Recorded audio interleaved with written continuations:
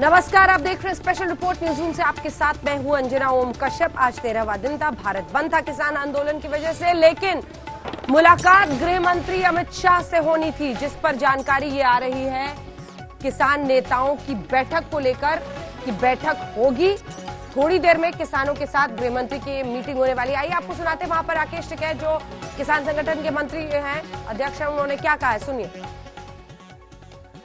हमें पास में कुछ नहीं आया, हम तो अंदर जा रहे थे तो ये कह रहे कि मीटिंग यहाँ, ये कुछ नहीं जवाब दे रहे पुलिस वाले। आप अंदर जा रहे तो आपको रोक लिया था? नहीं, क्या कहा? अभी पता कर रहे। तो आप अभी किसी दूसरे लोकेशन पे जा रहे हैं, आपको कोई जानकारी? अपने लोगों से पता कर रहे कि वे कहाँ हैं, दूसरे जो आने वाले थे यहाँ पर। आने वाले हैं वे। अच्छा, तो आपको कोई जानकारी नहीं है अभी? लोकेशन कहीं पूसा रोड के आसपास, वहीं पर कहीं पर? अभी नहीं पता, अभी पता कर लेंगे कहाँ है, अभी देखते हैं। बात ये जो मीटिंग की बात आई थी, ये मैसेज आपको गृह मंत्री के ऑफिस से ही आई थी आज? नहीं, जो हमारी कोर कमेटी की जो मीटिंग है उनके पास में मैसेज गया था ये जी क्या मीटिंग है। कितने बजे बोला था आपको? हमें जो अपने लोगों ने जो बताया था 7 बजे का टाइम था। 7 बजे? तो आप अभी भी बाहर हो, इतनी देर हो चुकी है, तो आपको क्या मैसेज बोल रहे हैं कि होगी मीटिंग, नहीं होगी? अभी बात करेंगे, जो अपने लोग हैं, गुरनाम सिंह है, वे हैं, हरिंदर है, तो उनसे बात एक बार करेंगे। पर गृह मंत्री से ही मुलाकात होगी, चाहे लोकेशन भी बदल जाए, ये आपको आश्वासन दें? हो सकती है कि लोकेशन कहीं दूसरी जगह की हो और गृह मंत्री होंगे वहाँ पे? होने चाहिए। आपको उम्मीद है कि गृह मंत्री आप जो बात कर रहे हैं तो शायद इस मामले का सलूशन मामले का समाधान होना चाहिए जी। ठीक है, बहुत मामले हो गए, इसका समाधान निकलना चाहिए। और जब तक ये कानून वापस नहीं ले, आप नहीं मानेंगे या चेंजेस लाएंगे तो आप मान जाएंगे? सब लोगों से बात करेंगे इसमें, और जो पूरी कोर कमेटी की जो मीटिंग है, सब लोगों से बातचीत होकर ही मामला का समाधान होगा। तो अभी दूसरे लोकेशन पे आप जा रहे हैं, आप पता करने की कोशिश कर रहे हैं? नहीं, मैं तो गाड़ी रोकूंगा उनसे, जब भी तो बात करूंगा कहाँ है। आइए आपको सीधे लिए चलते हैं। श्वेता सिंह हमारी सहयोगी हमारे साथ अमित शाह के घर के बाहर से जुड़ रही हैं। श्वेता, आईसीआर के गेस्ट हाउस में अब होना मीटिंग, वहां आप जा रहे हैं किसान नेता, क्या हुआ क्या? बहुत कंफ्यूजन है अंजना, बहुत कंफ्यूजन है। ये देखिए, मैं आपको जगह दिखाती हूँ। ये वो बैरिकेडिंग है जो गृह मंत्री के घर से में घुसने से पहले, यानी कि यहाँ पर गाड़ियां आपकी रोक दी जाती हैं। तो यहाँ पर राकेश टिकैत की गाड़ी यहीं पर रुकी रही, उन्हें इससे भीतर प्रवेश ही नहीं करने दिया गया। और इस सब के बीच लगभग 7 बजे, जो कि समय बताया जा रहा था किसानों द्वारा कि इस समय पर गृह मंत्री से मुलाकात उनकी होनी है, उस समय पर अमित शाह मुलाकात कर रहे थे दिल्ली पुलिस कमिश्नर से। तो उसके बाद लगा हो सकता है समय को थोड़ा मुलतवी कर दिया गया हो, लेकिन कहीं पर बाकी किसान नेताओं की कोई सुगबुगाहट नहीं, कोई आहट नहीं मिल रही थी। अब आखिरकार जाकर अगर आप इस हिस्से को भी देख लीजिए, यहीं पर गाड़ी रुकी रही राकेश टिकैत की, यहीं पर वो तमाम मीडिया से बातचीत करते। हम उनसे सवाल पूछ रहे थे कि आपको बुलाया किसने था, क्या अमित शाह से डायरेक्टली आपकी बातचीत हुई थी, क्या गृह मंत्रालय की तरफ से आपको कहा गया था कि हाँ गृह मंत्री आपसे मिलना चाहते हैं? उन्होंने कहा कि नहीं, हमारे संगठन को कहा गया था कि हम 13 किसानों से संगठनों से मिलना चाहते हैं और इसीलिए हम यहाँ पर आए। लेकिन वो तो आए, बाकी किसान नेता यहाँ पर नहीं आए। अब ये भी समझिए कि राकेश टिकैत का चेहरा सबसे जाना पहचाना है किसान संगठनों के जो नेता है उनमें से, तो वो सामने नजर आ गए, लेकिन उनका संपर्क किसी और नेता से हो ही नहीं पा रहा था। उन्होंने कहा कि 2 से बात हुई है, लेकिन अभी समझ नहीं आ रहा है कि कौन कहाँ है। इस बीच पूसा इंस्टीट्यूट होने की बात उनकी कही गई है, लेकिन गृह मंत्री चूंकि यहाँ से मूव वो नहीं किए हैं, इसीलिए क्या गृह मंत्री जो मुलाकात करेंगे वो भेंट मुलाकात जो होगी वो वीडियो कॉन्फ्रेंसिंग के जरिए होगी या फिर किस तरीके से होगी? तो ये सारी चीजें अभी भी पसोपेश के दायरे में है। अभी भी गृह मंत्री के घर के बाहर का आलम यही है अंजना, मुलाकात होनी है नहीं होनी है, कहां से ये बात आई, अब सारे लोग इस चीज को लेकर कंफ्यूज हो चुके हैं। कंफ्यूजन है और इसी की वजह से ये परिस्थिति बनी है जो आपको दिखा रही है हमारी सहयोगी श्वेता वहां पर गृह मंत्री से। धन्यवाद आपका श्वेता इस पूरी जानकारी के लिए। रहेगी हमारी नजर कि आखिरकार ये बैठक कहां पर होती है, गृह मंत्री क्या किसी दूसरी जगह पर अब बैठक करते हैं। लेकिन अब आइए आपको दिखाते हैं, अमित शाह भी कोशिश यही कर रहे हैं कि बातचीत के जरिए एक रास्ता निकले। सरकार की क्या स्ट्रैटेजी है, हमने इन तमाम सवालों पर बातचीत की केंद्रीय मंत्री स्मृति ईरानी से। स्मृति जी, स्वागत है आपका। मेरा पहला सवाल आपसे यही, किसानों का मामला तो तूल पकड़ता चला जा रहा है। कल विपक्ष की तरफ से कई बड़े नेता खुद राष्ट्रपति से मुलाकात के लिए आगे बढ़ रहे हैं। कैसे आपकी सरकार इसको हैंडल कर रही है, क्या स्ट्रैटेजी है? देखिए, किसी भी राजनीतिक दल अथवा नेता का अधिकार है, अगर महामहिम राष्ट्रपति जी उन्हें समय दे तो जाकर अपनी बात राष्ट्रपति जी के सम्मुख रख सकते हैं। लेकिन मूलभूत विषय क्या है? मूलभूत विषय ये है कि विपक्षीय दल जो भारत के संविधान की मर्यादा में भारत की जनता का वोट पाकर सरकार बनाने में असमर्थ रहे, आज वो हंगामा कर रहे हैं ताकि भारत जो प्रगति पथ पर चल पड़ा है उस पर वो अंकुश लगा सके। आज आपके चैनल के माध्यम से देश भर में आपने लगभग सभी विपक्षी दलों के कार्यकर्ताओं ने जिस प्रकार से हुड़दंग मचाया, उसका चित्र आपने स्वयं दिखाया है। विपक्ष अपनी बंदूक चला रही है किसान के कंधे से, और विपक्ष की मंशा ही नहीं है कि किसान का उत्थान हो अथवा कृषि क्षेत्र में किसी प्रकार का एक बदलाव हो जिससे देश का किसान और उन्नत हो पाए, वो और समृद्ध हो पाए। ये विपक्ष की मंशा है ही नहीं, क्योंकि आपने जो अपने ओपनिंग स्टेटमेंट्स में दृश्य दिखाए कि किस प्रकार से कांग्रेस पार्टी हो, चाहे वो एनसीपी के नेता हों, चाहे वो डीएमके के नेता हों, इन सब लोगों ने यूपीए के कार्यकाल में बार बार इस बात का उल्लेख किया कि कृषि क्षेत्र में रिफॉर्म की जरूरत है। आज वही रिफॉर्म जब संसद के आशीर्वाद से राष्ट्र के सम्मुख प्रस्तुत होता है तो उसका विरोध विपक्षी पार्टी मात्र इसलिए कर रहे हैं क्योंकि वो अपनी राजनीति चमका सके। लेकिन अगर आपकी सरकार किसानों से बात करके उनको समझाने में सफल रहती तो आज का ये दिन ही नहीं देखना पड़ता। अंजना जी, आप स्वयं इस बात की गवाह हैं कि जब इस बिल को पारित किया गया तब विशेषतः पंजाब प्रदेश में कांग्रेस की सरकार ने लिखित में आदेश दिया था कि इस एजिटेशन को एडमिनिस्ट्रेशन लीड करे। वो अपने आप में पहला संकेत पूरे देश को मिल गया था कि इस एजिटेशन का एक पॉलिटिकल रुख है जिसको ये पॉलिटिकल पार्टीज छिपाना चाहती हैं। धीरे धीरे जब परतें खुलने लगी, आप जैसे चैनलों ने भी फिर ये प्रश्न खड़ा किया विपक्ष के सम्मुख कि आप कांग्रेस पार्टी विशेषता अपनी मैनिफेस्टो में साल 2019 में इस बात का उल्लेख करती है कि एपीएमसी एक्ट को ध्वस्त कर देना चाहिए। 2013 का आपने आज अपने ओपनिंग स्टेटमेंट्स में बयान किया कि किस प्रकार से न सिर्फ कांग्रेस के नेता बल्कि स्वयं निवर्तमान अध्यक्ष ने इस बात का बड़े हर्षोल्लास के साथ स्वागत किया कि हम एपीएमसी की पूरी इस फ्रेमवर्क से सब्जी और फलों को डीलिस्ट कर देंगे।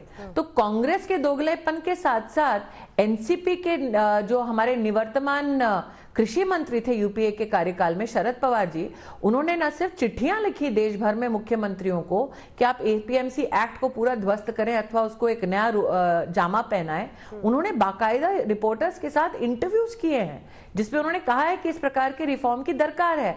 लेकिन अंजना जी, विपक्ष ने जब ये बिल संसद में आए थे चर्चा के लिए तब दो विशेष भ्रम चलाए। एक, एमएसपी ऑपरेशन देश में बंद हो जाएगा। बिल्कुल बंद नहीं हुआ। नरेंद्र मोदी सरकार ने सदन में और सदन के बाहर आश्वस्त किया एमएसपी ऑपरेशन चलता रहेगा। और मैं 2 सेकंड आपका इस विषय पे लूंगी। सितंबर महीने के बाद जो एमएसपी ऑपरेशन चला देश में, मैं मात्र अगर धान की बात करूं तो देश के 33 लाख किसान उसमें शामिल हुए। उन्होंने 336 लाख मीट्रिक टन अपना धान एमएसपी ऑपरेशन के माध्यम से सरकार ने उसकी खरीद की। 60,000 करोड़ से ज्यादा पैसा इन 33 लाख किसानों के खाते में गया, जिसमें से 60% किसान पंजाब से हैं। ये आज सबसे बड़ा प्रमाण है कि सरकार ने जो वचन दिया था सदन में और सदन के बाहर कि एमएसपी की पूरी व्यवस्था चलती रहेगी, 33 लाख किसान मात्र धान की खरीदी में, इसका जीता जागता उदाहरण है कि सरकार ने एमएसपी ऑपरेशन चलाया और बहुत सफलतापूर्वक चलाया। दूसरा भ्रम, दूसरा झूठ जो विपक्ष ने कहा था जब संसद में यह बिल प्रस्तुत हुआ कि मंडियां देश भर की भारत सरकार बंद कर देगी। भारत सरकार ने एपीएमसी एक्ट को हाथ तक नहीं लगाया। मंडी आज बंद करने का दुस्साहस कौन कर रहे हैं? विपक्ष के कार्यकर्ता जनता जनार्दन के ऊपर डंडे बरसा रहे हैं। ट्रेन राष्ट्रीय संपत्ति है, उसको रोक रहे हैं। ये कारनामे विपक्ष के आज आपके चैनल के माध्यम से ही तो देश भर में प्रस्तुत हो रहे हैं। लेकिन असल चुनौती तो किसानों को समझाने की है ना स्मृति जी, वो चुनौती है क्योंकि किसान अभी भी दिल्ली के बॉर्डर पर डटे हुए हैं। वार्ता के माध्यम से अंजना जी विश्वास क्यों नहीं कर रहे? वो जब खुद पीएम ने कहा है किसान कि एमएसपी वार्ता कोई नहीं हटा रहा, मंडी कोई नहीं हटा सकता। मैं तो कहती हूं अंजना जी, बातों से आगे बढ़ के प्रमाणित कर दिया अब धरातल पर। एक, मंडियां चल रही हैं, एक भी मंडी बंद नहीं की भारत सरकार ने। दूसरा, एमएसपी के ऑपरेशन का अभी आपको मैंने मात्र धान की दृष्टि से ही हिसाब दिया है। तीसरा अंजना जी, नरेंद्र मोदी की सरकार ने किसान के मांग के आधार पर नहीं, स्वेच्छा से किसान सम्मान निधि की शुरुआत की। किसी किसान ने देश के नरेंद्र मोदी से ये नहीं कहा था कि आप 6,000 रुपए सालाना 10 साल के लिए मुहैया कराइए। मोदी जी ने स्वयं इस व्यवस्था को किसानों के लिए खड़ी की। आज 1.5 साल के अंतराल में अंजना जी 14 करोड़ किसानों के बैंक के खाते में 93,000 करोड़ से ज्यादा की राशि जा चुकी है। सब ये मानकर चले थे जब विपक्ष की सरकार थी कि अगर किसान को खाद लेनी है, लाइन में खड़ा होना है, तो निश्चित रूप से लाठीचार्ज होता है। वो नजारा किसानों ने नरेंद्र मोदी के कार्यकाल में नहीं देखा है। नीम कोटेड यूरिया के संदर्भ में आपके ही चैनल के माध्यम से कई बार कार्यक्रम किए गए हैं। चुनौती है किसानों को समझाने की, सरकार किस हद तक जाने को तैयार है? क्या इस बारे में कुछ भी आप बताने की स्थिति में है? क्योंकि कल कृषि मंत्री से भी मुलाकात है, आज अमित शाह मुलाकात कर रहे हैं, देश के गृह मंत्री। वो कह रहे हैं तीनों कृषि बिल वापस लीजिए। क्या सरकार संशोधन की ही बात किसानों को समझा रही है? ये समझौता जो किसानों से होना है वो कैसे आगे बढ़ रहा है स्मृति जी? लोकतंत्र की आधारशिला है संवाद। लोकतंत्र की सबसे बड़ी ताकत है चर्चा। भारत सरकार में न सिर्फ सर्वोच्च पदों पर आसीन मंत्रीगण, न सिर्फ हमारे भारत सरकार के अधिकारी, बल्कि भारत सरकार ने आज से 6 साल पहले डिजिटली भी एक माईगव के माध्यम से व्यवस्था कर दी थी, ताकि देश का न सिर्फ किसान बल्कि साधारण नागरिक हर विषय पर, पॉलिसी हो या कानून हो, उस पर भारत सरकार के साथ संवाद स्थापित कर सके। तो मेरा यह मानना है कि एक सफल, स्वतंत्र और सशक्त लोकतंत्र की सबसे बड़ी ये ताकत यह है कि देश का एक साधारण किसान देश के कृषि मंत्री के साथ बैठकर चर्चा कर सकता है। और यही किसान जब विपक्ष को अपील करता है कि कृपया आप हमारी चर्चाओं को, हमारे विषय को पॉलिटिकली हाईजैक मत करें, तो विपक्ष इसी किसान की अनदेखी करती है, अनसुनी करती है। क्या आपको लगता है कितने किसान नेता ऐसे हैं जिन्होंने कहा कि विपक्ष का ऐलान है कि भारत बंद कीजिए, किसान नहीं चाहता? कौन सा किसान चाहता है कि हिंदुस्तान रुक जाए? एक आखिरी सवाल आपसे, और वो उस शख्स को लेकर जिसको आपने पटकनी अमेठी में दी, लेकिन कांग्रेस पार्टी के बड़े नेता राहुल गांधी वो कह रहे हैं कि ये काला कानून है और उनकी पूरी पार्टी लगातार इसका विरोध करेगी, पूरी ताकत वो झोंक रहे हैं किसानों के साथ। इस पर आपका जवाब? राहुल गांधी की अगर किसानों के प्रति सहानुभूति होती तो क्या वो संसद से गायब होते जब कृषि बिल पर चर्चा हो रही है? राहुल गांधी की अगर किसानों के प्रति सहानुभूति होती तो क्या वो उनके कार्यकाल में साल 2009 से लेकर साल 2014 तक मात्र 3 लाख करोड़ का एमएसपी ऑपरेशन कराते? मोदी सरकार ने साल 2014 से लेकर अब तक 8 लाख करोड़ का एमएसपी का ऑपरेशन कराया है और देश के किसानों को फायदा कराया है। राहुल गांधी के अगर दिल में किसानों के लिए जगह होती है, और चूंकि आपने मेरे संसदीय क्षेत्र का उल्लेख किया है अंजना जी, मैं आपको याद दिलाना चाहती हूं, मेरे संसदीय क्षेत्र में पिछले 6 साल से एक कोर्ट का जुडिशियल ऑर्डर आया है कि राहुल गांधी, श्रीमती वाड्रा और श्रीमती सोनिया गांधी सम्राट साइकिल के किसानों की जमीन जब्त करके बैठे हैं। वो लौटा नहीं रहे ऑर्डर के बावजूद। जो हमारे संसदीय क्षेत्र में जमीन खा गए किसान की, वो देश के किसान के सामने झूठी सहानुभूति व्यक्त कर रहे हैं। मैं आज पूछना चाहती हूं, राहुल गांधी के नेतृत्व में मैनिफेस्टो में लिखा गया था कांग्रेस पार्टी के कि एपीएमसी का एक्ट रद्द करेंगे। वो भारतीय जनता पार्टी ने, एनडीए सरकार ने कभी नहीं कहा कि हम एपीएमसी के कानून को हाथ लगाएंगे। राहुल गांधी की सरकार ने, राहुल गांधी की पार्टी ने और स्वयं राहुल गांधी ने 2013 में आके बढ़ चढ़कर प्रेस कॉन्फ्रेंस में कहा कि एपीएमसी में से हम डीलिस्ट कराएंगे सब्जी और फलों को। राहुल गांधी अब अपने ही शब्दों को भूल गए हैं। काला कानून क्यों लगता है राहुल गांधी को? क्योंकि इस कानून में यह कहा गया है कि किसान को 3 दिन में भुगतान करना पड़ेगा, वो किसान जो दर दर की ठोकरें खाता था। तो राहुल गांधी के लिए कानून काला इसलिए है क्योंकि इस कानून में साफ लिखा है कि ना किसान की जमीन आप गिरवी रख सकते हैं, ना किसान की आप जमीन बेच सकते हैं। शायद राहुल गांधी को असली पीड़ा इस बात से है। बहुत बहुत धन्यवाद आपका। केंद्रीय मंत्री स्मृति ईरानी को आपने सुना, न सिर्फ केंद्रीय मंत्री सामने आ रहे थे बल्कि मुख्यमंत्री मध्य प्रदेश के भी सामने आए, हिमाचल प्रदेश, उत्तराखंड के केंद्रीय मंत्री प्रकाश जावड़ेकर ने भी आज तक से बातचीत की और भारत बंद से लेकर कृषि बिल पर अपनी बात कही। जिस तरह से, जिस अंदाज में कानून लाया गया उसे पास करवा दिया गया, खासतौर पर राज्यसभा में उपसभापति ने जिस तरह से पास करवाया, नाराजगी उस बात को लेकर ही है। किसान को भरोसे में नहीं बहुत दिया अच्छा गया। रात भर बहुत जो है, अच्छा सवाल है सांसद संसद भवन में बैठे मैं आपको बताता हूं अरे वही बता रहा हूं ना, जरा सुन तो लो। 13 साल से चर्चा हो रही है।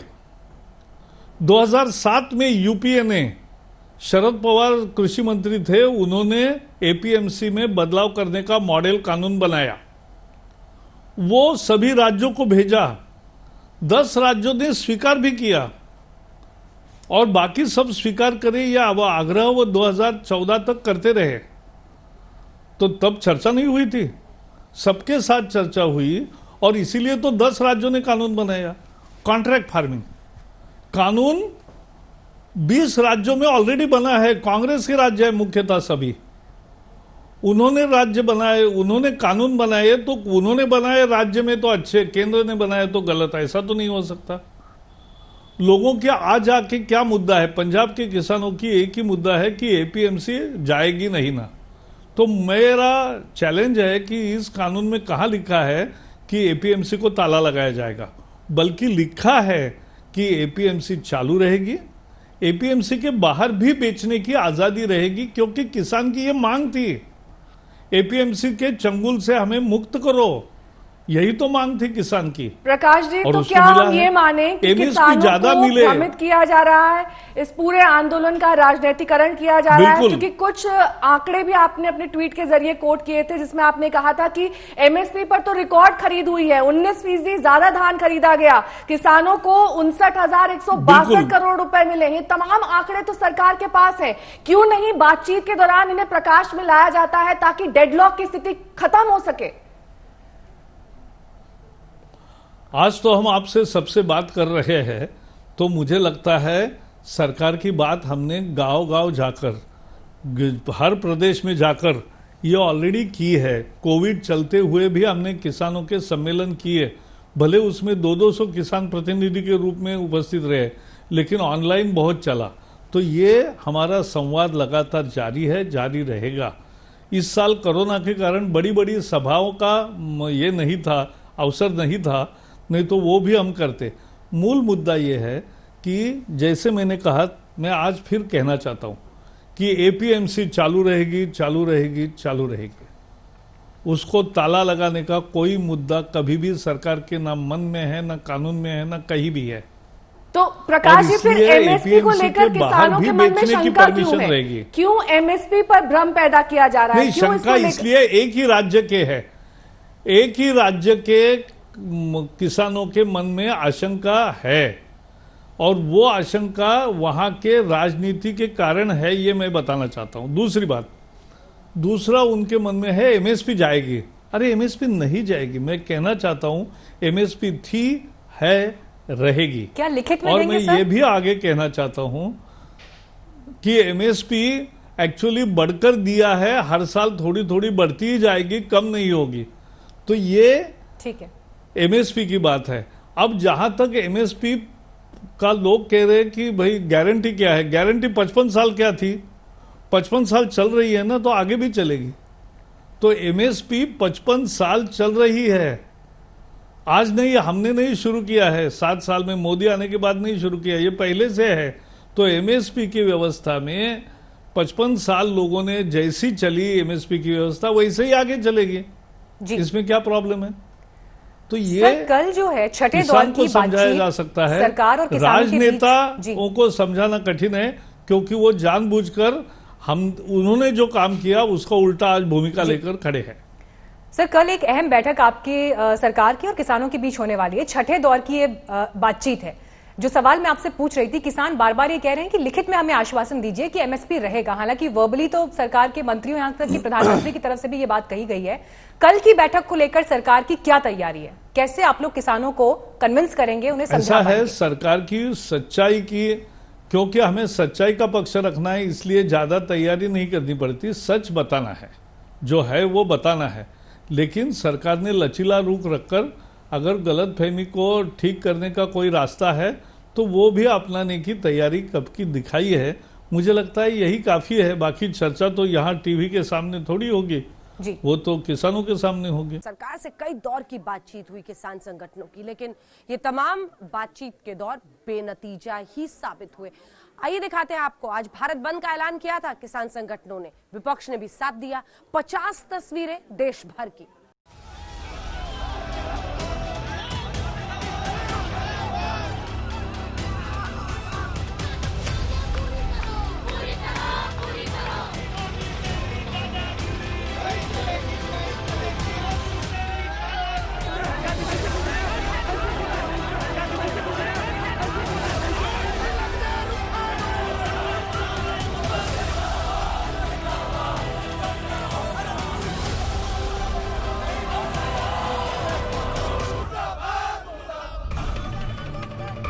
कृषि कानून के विरोध में आज किसानों ने भारत बंद बुलाया। दोपहर 11 बजे से 3 बजे तक देश के अलग अलग शहरों में चक्का जाम रहा। किसानों के समर्थन में देश के कई बड़े राजनीतिक दल भी सड़कों पर उतरे। दिल्ली से लेकर पंजाब तक और यूपी से राजस्थान तक, बंगाल से उड़ीसा तक भारत बंद का असर दिखाई दिया। तो आइए आपको दिखाते हैं भारत बंद की 50 तस्वीरें। भारत बंद के ऐलान के साथ ही कृषि कानून के खिलाफ किसानों का आंदोलन और तगड़ा दिखा। दिल्ली यूपी बॉर्डर पर जाम लगाया और एक्सप्रेस वे पर भी किया प्रदर्शन। दिल्ली के सिंघू बॉर्डर पर भी किसानों का जमावड़ा। किसानों ने ट्रैक्टरों से रास्ते बंद कर दिए। किसान क्रांति का आज 13वां दिन है। जीटी करनाल रोड पर सिंघू बॉर्डर पर किसान आज भी डटे हुए हैं। मांग सिर्फ और सिर्फ एक, किसानों के खिलाफ जो अध्यादेश, जो कानून लाया गया, जो ये किसान मानते हैं कि उनके खिलाफ है, उसे वापस लिया जाए। दिल्ली हरियाणा बॉर्डर पूरी तरह से बंद किया। टिकरी बॉर्डर पर भी भारी संख्या में किसान जुटे हुए हैं। यहां भारत बंद को लेकर जबरदस्त सुरक्षा के इंतजाम किए गए। आरएएफ के जवानों की भारी तादाद में यहाँ पर तैनाती की गई है ताकि हालात बिगड़ने नहीं पाए। आप देखेंगे दूर तक बैरिकेड्स किए गए हैं और यहाँ पर दिल्ली पुलिस के जवान और रैपिड एक्शन फोर्स को लगाया गया है ताकि हालात खराब नहीं हो पाए। टिकरी बॉर्डर पर पुलिस बैरिकेडिंग लगा रखी है। भारत बंद के दौरान भी किसानों ने कृषि बिल का जमकर विरोध किया।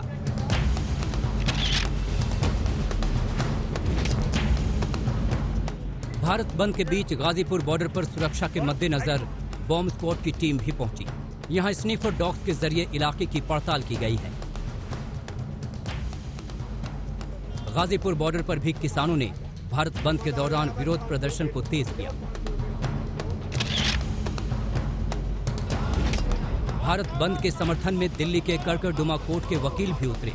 कृषि कानूनों के विरोध में वकीलों ने किसानों का समर्थन किया और सरकार के खिलाफ नारे भी लगाए।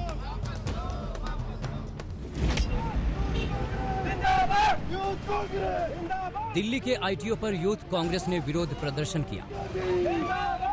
आईटीओ पर यूथ कांग्रेस की महिला विंग ने भारत बंद के दौरान हाथों में पोस्टर लेकर कृषि कानूनों का विरोध किया। यूथ कांग्रेस के इस विरोध प्रदर्शन पर दिल्ली पुलिस ने एक्शन लेते हुए उन्हें गाड़ियों में भर कर ले गई।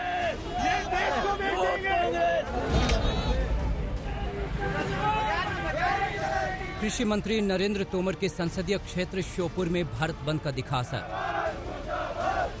भारत बंद के पोस्टरों के साथ किसानों के समर्थन में एक विशाल रैली निकाली। पटना में डाक बंगला चौराहे पर पप्पू यादव की जन अधिकार पार्टी के कार्यकर्ताओं ने जमकर हुड़दंग किया। प्रदर्शन के दौरान आम लोगों की गाड़ियों की छत पर चढ़कर हंगामा भी किया।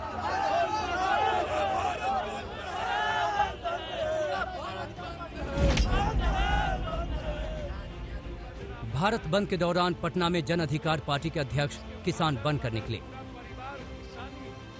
कंधे पर फावड़ा, सिर पर गमछा और धोती पहनकर कृषि कानूनों का विरोध करने पप्पू यादव सड़क पर उतरे। भारत की स्थिति इतनी खतरनाक है, आप अंदाजा नहीं कर सकते हैं कि आप पूरी जमीन पर आप पूंजीपतियों की निगाह आपने करवा दी। बिहार के समस्तीपुर में भारत बंद का असर इस तरह हुआ कि दुल्हन के जोड़े में वधू को पूजा के लिए 2 किलोमीटर पैदल चलना पड़ा। प्रसिद्ध मन्नीपुर मंदिर में पूजा करने के लिए बीच रास्ते में छोड़नी पड़ी गाड़ी।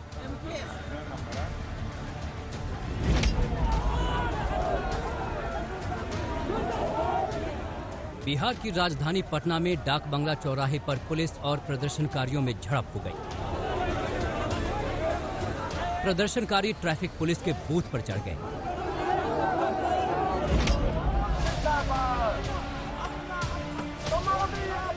पटना में सीपीआई के कार्यकर्ताओं ने भी भारत बंद के दौरान जबरदस्त विरोध प्रदर्शन किया। भारत बंद के पोस्टरों और कृषि कानून के खिलाफ लेफ्ट कार्यकर्ताओं ने हल लेकर केंद्र सरकार के खिलाफ अपना आक्रोश दिखाया।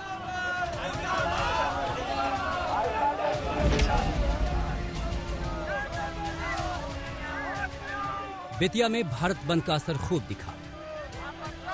यहां कांग्रेस के पूर्व विधायक अपने समर्थकों के साथ सड़कों पर उतर आए। इस दौरान कांग्रेस कार्यकर्ताओं ने नेशनल हाईवे पर आगजनी भी की और केंद्र सरकार के खिलाफ जमकर नारेबाजी भी हुई।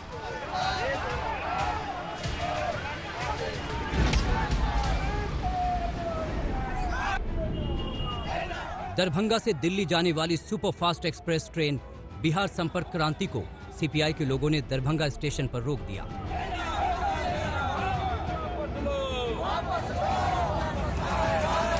जबकि आरजेडी के कार्यकर्ताओं ने आगजनी और मोदी सरकार के खिलाफ नारेबाजी की।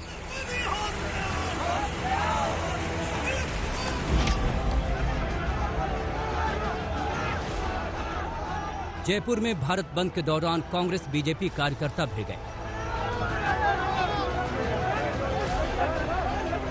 एनएसयूआई और बीजेपी कार्यकर्ताओं में हाथापाई हुई। पुलिस ने आकर बचाव किया। मेरठ में दिल्ली देहरादून हाईवे पर किसानों ने जाम लगाया। किसानों ने यहां ट्रैक्टर ट्रॉली को सड़क पर ही खड़ा कर दिया।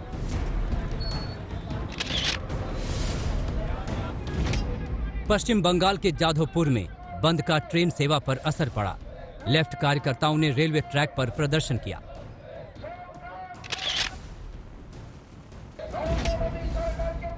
बंगाल के हावड़ा में लेफ्ट कार्यकर्ताओं ने रेलवे ट्रैक पर प्रदर्शन किया और ट्रेन को रोका।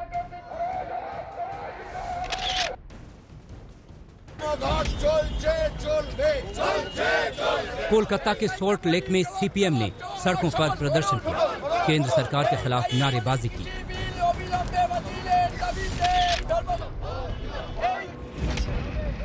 पश्चिम बंगाल के नादिया में बंद समर्थकों ने आगजनी की, जिसके बाद पुलिस ने एक्शन लिया। ग्रेटर नोएडा में भारत बंद को लेकर पुलिस की जबरदस्त तैनाती की गई। यहां ड्रोन से निगरानी की गई। बिहार के सुपौल में आरजेडी और लेफ्ट समर्थकों ने हाईवे पर किया प्रदर्शन। भारत बंद के दौरान जाम लगाया। बिहार के मोतिहारी में लेफ्ट समर्थकों ने सरकार के खिलाफ जमकर नारेबाजी की। यहां किसानों के समर्थन में सड़क पर जाम लगाया गया। बिहार के बेगूसराय में बंद समर्थकों ने पुलिस के बैरिकेड से हाईवे जाम कर दिया और टायरों को जलाया। जहानाबाद में भारत बंद के समर्थकों ने NH-83 और NH-110 पर आगजनी कर जाम लगाया। हाजीपुर में किसानों के बंद के समर्थन में कुदाल के साथ सड़कों पर मजदूरों ने प्रदर्शन किया, टायरों में आग लगाई। सहरसा में बंद समर्थकों ने सड़क पर सरकार के खिलाफ जमकर नारेबाजी की। कृषि कानून वापस लेने की मांग की। बंगाल के आसनसोल में कांग्रेस कार्यकर्ता भारत बंद के समर्थन में उतरे, सड़क पर जाम लगाया। मध्य प्रदेश के भोपाल में ट्रैक्टर पर निकले किसान पुलिस के रास्ते में रोकने पर हंगामा किया। यूपी के प्रयागराज में समाजवादी पार्टी के कार्यकर्ताओं ने बंद का समर्थन किया। सुबह सुबह बुंदेलखंड एक्सप्रेस ट्रेन रोकी। हैदराबाद में भी बंद का व्यापक असर दिखा। टीआरएस समर्थकों ने यहां दुकानें बंद कराई। विशाखापट्टनम में एसएफआई प्रदर्शनकारियों ने भारत बंद के दौरान हाईवे पर कबड्डी खेली। इस दौरान महिला कार्यकर्ताओं ने भी हिस्सा लिया। गुजरात के अहमदाबाद में भी कांग्रेस कार्यकर्ताओं ने हाईवे जाम करने की कोशिश की। हालांकि पुलिस ने उन्हें हिरासत में ले लिया।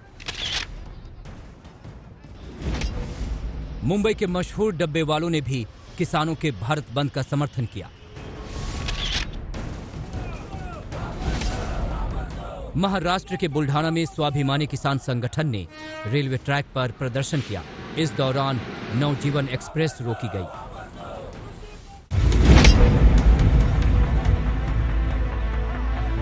ओडिशा के भुवनेश्वर में बंद समर्थकों ने रेलवे ट्रैक पर प्रदर्शन किया। यहां all India coordination committee Odisha के कार्यकर्ताओं ने नारेबाजी की।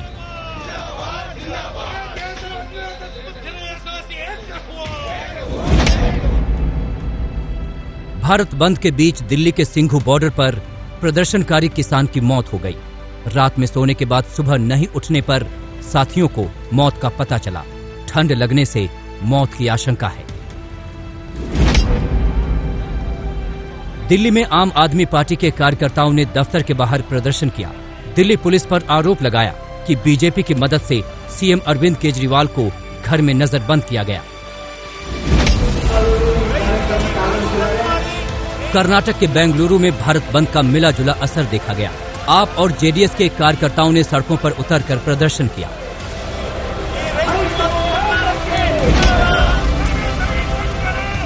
यूपी के अलीगढ़ में चौराहे पर समाजवादी पार्टी के नेता विजेंद्र सिंह ने प्रदर्शन किया। पुलिस ने कार्यकर्ताओं सहित उन्हें हिरासत में लिया।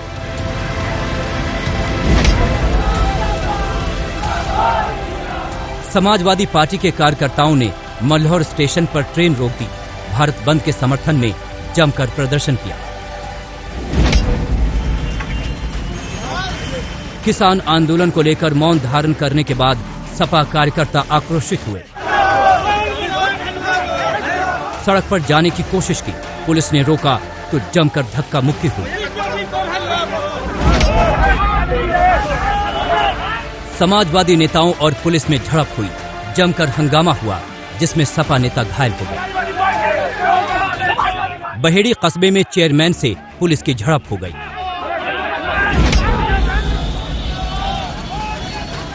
यूपी के सहारनपुर में धरने के लिए मंच तैयार किया गया। पुलिस ने उसे हटा दिया। विरोध में किसानों ने हाईवे जाम कर दिया।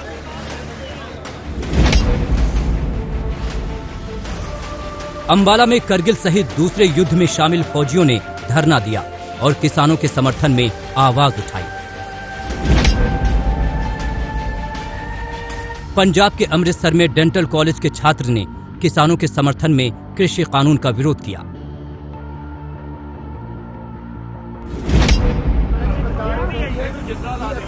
पंजाब के अमृतसर में भारत बंद के समर्थकों ने दुकानें बंद करवाकर लोगों से सहयोग की अपील की।